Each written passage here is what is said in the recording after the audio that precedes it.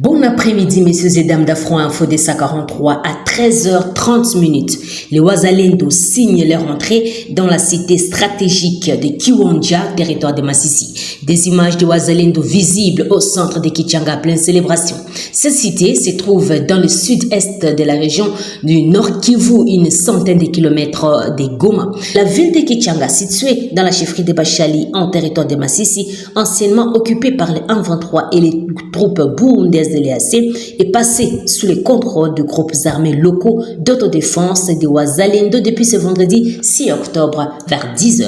La prise de cette ville s'est déroulée sans grande résistance de la part de ces rebelles déjà affaiblis par des combats qui les opposaient à la résistance de Kilolirwe, Kibarizo et ailleurs. Selon nos sources, c'est vers 10h de ce vendredi que la ville de Kichanga est passée sous contrôle des résistants patriotes Wazalendo. Ces combattants ont fait leur entrée triomphale dans la ville, accueillie par la population locale qui était résistée malgré la chute de la zone aux mains du M23. Par ailleurs, précise notre source, ce combat reste concentré dans la ville de Tongo où les renforts des rebelles du M23 seraient signalés. Et les habitants contactés depuis cette zone racontent que les soldats du M23 avec leurs équipements de guerre ont traversé toute la nuit vers Kivungi, Kanombe, Kabaya et Biruma avant d'être bloqués dans une embuscade par des résistants.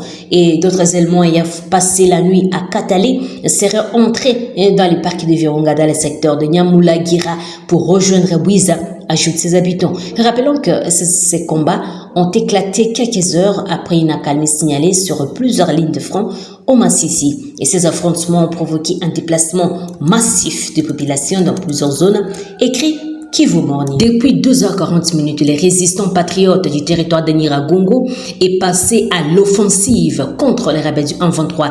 Les affrontements sont signalés dans les groupements de Buhumba vers 3 antennes à quelques mètres de la position des troupes kenyanes de l'EAC. Affrontements entre les résistants patriotes et les rebelles du M23 au 3e jour de rude combat. Les jeunes résistants affirment avoir reconquis 21 villages dans 3 territoires du Nord Kivu.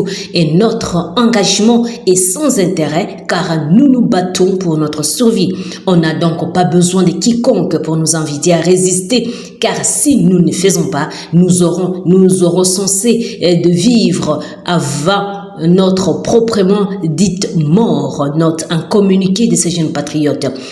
Pendant les manœuvres, les Wazalendo dites patriotes ont conquis les villages et cités suivants. Il y a Touro, il y a Nyamitaba, il y a Rusinga, il y a Petit Massissi, Kilolirwe, Busumba, Kirumbu, Rugogwe, Kibarizo, Cafetaria, Kisangani, Kilumbu, Kalengira, Katunda, Rugaragara, Kwagahimanyi, Rukumbu, Mihanga, Bisembe, Roucheveche, Braza, mais aussi Kichanga. Toutes les communautés qui vivent dans les zones de contrôle des FARDC vivent en paix et l'armée congolaise dénonce la manipulation des rebelles du M23 dans la guerre au Nord Kivu au sujet de la communauté Tutsi.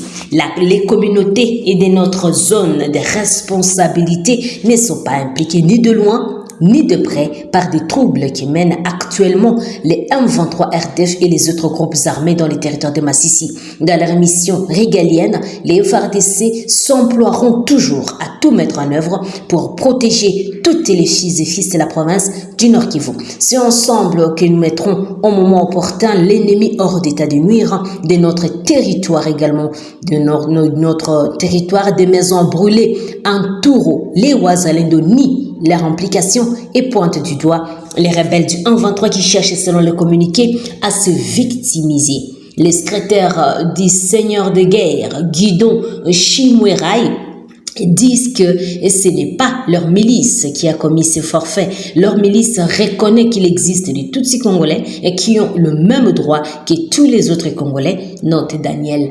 Michombero. Sous forte pression, les résistants patriotes en territoire de Nyiragongo, les rebelles du M23 viennent de lancer deux bombes sur les positions des forces loyalistes à Kanyamahoro dans les territoires des Burumba qui restent pourtant à l'écart des affrontements suite au cessez-le-feu qui ont décidé d'observer depuis. Le porte-parole de l'armée congolaise en Nord Kivu, Guillaume Njike Kaiko, dit prendre à témoin la communauté internationale et aussi l'East Africa Community, notre État RDC. Le chef de l'État actuel en RD Congo, Félix Antoine Tshisekedi, déposera sa candidature ce samedi 7 septembre à la Commission électorale nationale indépendante pour la présidentielle de décembre prochain. Et plus de 4 de l'Union sacrée qui confirment la nouvelle mobilisent déjà leurs bases respectives pour accompagner le chef de l'État lors du dépôt de cette candidature dont l'objectif est de rechercher le deuxième mandat.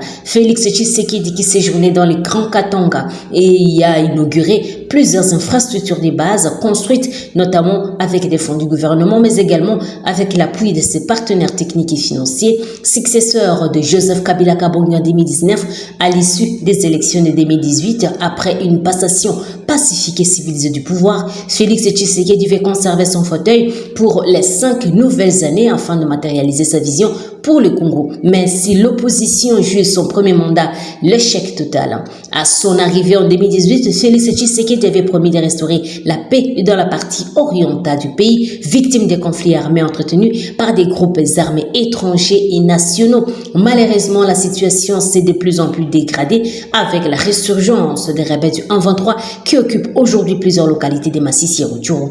Et pour obtenir un nouvel électorat, Félix Antoine Tshisekedi détient comme arme séductrice des Congolais la gratuité de l'enseignement primaire qui est devenu effectif sous son régime, même s'il était déjà progressif sous Kabila, et aussi car à l'issue de la constitution de la RDC du 26 février 2006, et c'est là malgré toutes les difficultés quelle gratuité bien sûr de l'enseignement rencontre en termes d'infrastructures et prise en charge salariale des enseignants, dans l'amélioration des conditions socio-économiques des Congolais, il y a encore du travail car la pauvreté, le manque d'emploi, les pouvoirs d'achat sont très alarmants. Bref, malgré que jugé positif par son entourage, Félix Antoine Tshisekedi a toujours lui-même reconnu des faiblesses et a caractérisé sa gouvernance et que c'est par exemple dans les domaines de la justice et face aux pressions de l'opposition qui veut à tout prix rafler le pouvoir. Félix Tshisekedi va avec